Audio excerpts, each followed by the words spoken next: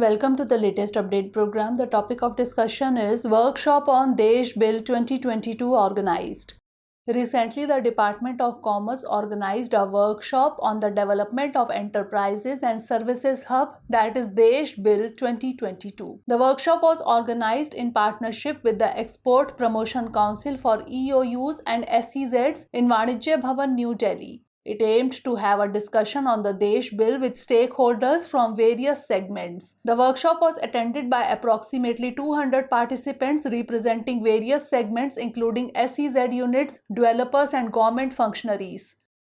Key highlights of the workshop were inaugural keynote address by the Commerce Secretary, presentation providing a brief overview of the draft DESH Bill, interactive brainstorming sessions across groups of industry, developers, academics, professionals, etc.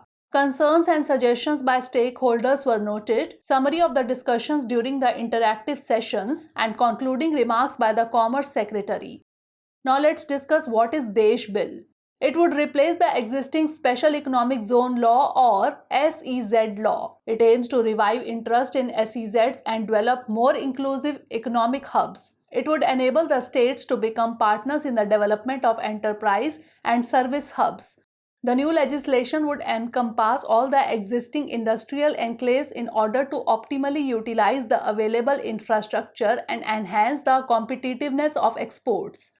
The DESH Bill classifies two types of developmental hubs, enterprise and service hubs. The enterprise hubs will have land-based area requirements and be allowed for both manufacturing and service activities.